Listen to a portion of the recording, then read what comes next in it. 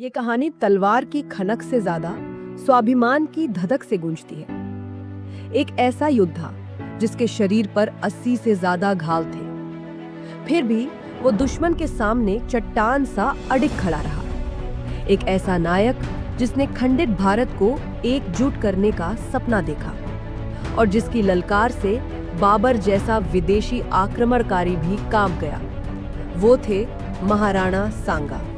महाराणा सांगा का जन्म कुंभलगढ़ दुर्ग में हुआ था। उनके पिता थे राणा रायमल और वे गौरवशाली सिसोदिया राजवंश से थे। लेकिन जन्म एक ऐसे दौर में हुआ जब मेवाड़ आंतरिक संघर्षों, विश्वासघातों और बाहरी आक्रमणों से जूझ रहा था। बचपन बिल्कुल भी आसान नहीं था। राणा रायमल के 3 पुत्रों में सत्ता संघर्ष छिड़ा हुआ था। एक दिन उनके भाइयों पृथ्वीराज और सूरजमल ने उन पर जानलेवा हमला कर दिया। इस संघर्ष में सांगा की एक आंख चली गई, एक हाथ अस्थिर हो गया और शरीर पर घातक घाव लगे। पर आत्मबल, वो तो हिमालय की तरह अडिग रहा। सांगा ने कभी बदले की भावना नहीं रखी। उन्होंने धैर्य, रणकौशल और परिपक्वता से खुद को साबित किया।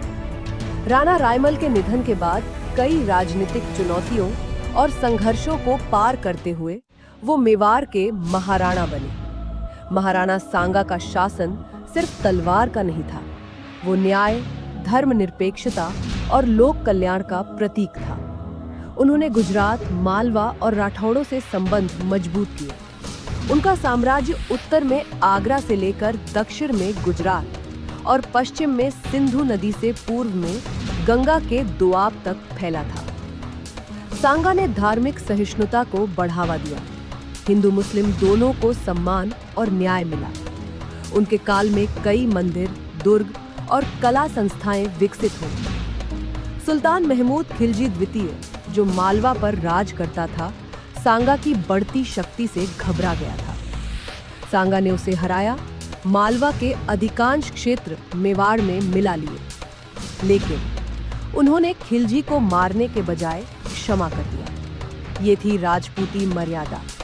दुश्मन को हराना हमारा धर्म है, पर अपमान करना नहीं। पानीपत के पहले युद्ध में इब्राहिम लोदी को हराने के बाद बाबर ने दिल्ली और आगरा पर अपना परचम लहरा दिया था। वो भारत में एक स्थायी मुगल साम्राज्य स्थापित करना चाहता था। वहीं राणा सांगा उत्तरी भारत में एक प्रभावशाली शक्ति थे। उनका लक्ष्य था दिल्ली की गद्दी पर भारत का राजपूत बैठना चाहिए, न कि कोई विदेशी। और वे बाबर को भारत से खदेड़ना चाहते थे। बयाना किला आगरा की सुरक्षा की अंतिम दीवार था।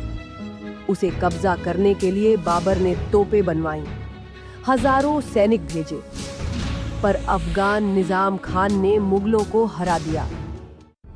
अब राणा ने खुद बयाना घेरा, 4 भागों में सेना बांटी, रणनीति से हमला किया।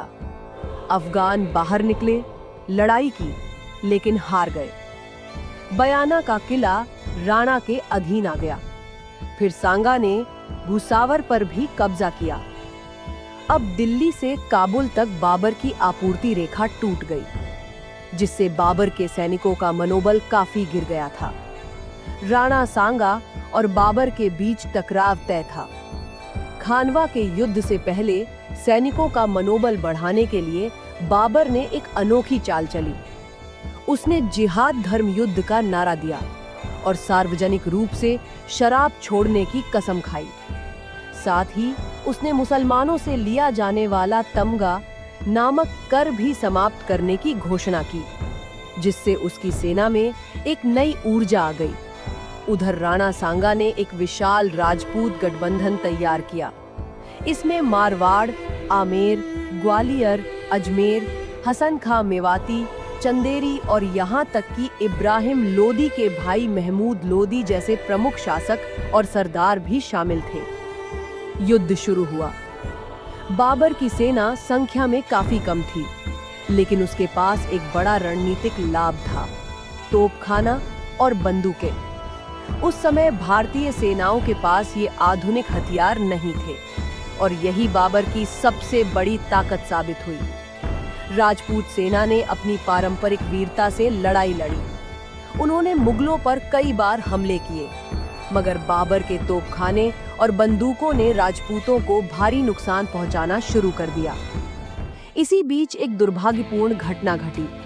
राणा सांगा को एक गोली लगी और वो बेहोश हो गए। उनकी हालत गंभीर होते देख उनके विश्वसनीय साथियों ने उन्हें युद्ध के मैदान से हटा लिया। उनके स्थान पर झाला अज्जा ने सेना का नेतृत्व संभाला, लेकिन तब तक युद्ध का रुख बदल चुका था।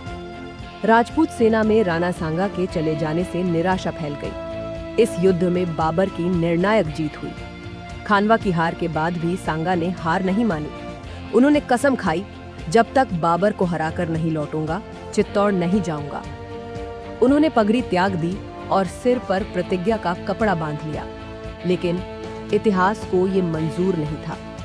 वो दोबारा सेना बना रहे थे। तभी उनके कुछ विश्वस्त सरदारों ने, जो बाबर से समझौता करना चाहते थे, उन्हें विष दे दिया। एक ऐसा योद्धा जिसने जीवन भर बाहरी दुश्मनों को परास्त किया, मगर अपनों के विश्वासघात का शिकार हो गया। महाराणा सांगा मर गए, मगर झुके कभी नहीं। उनकी देह गई पर विचार नहीं, उनकी तलवार रुकी पर प्रेरणा नहीं। वो अकेले योद्धा नहीं थे, वो एक सपना थे, खंडित भारत को फिर से अखंड बनाने का सपना। और अगर ये कहानी आपको प्रेरणादायक लगी हो तो वीडियो को लाइक, शेयर और चैनल को सब्सक्राइब जरूर कीजिए, क्योंकि ऐसी ही ऐतिहासिक कहानियां हम लाते रहेंगे, उन नायकों की जिन्हें भुला दिया गया।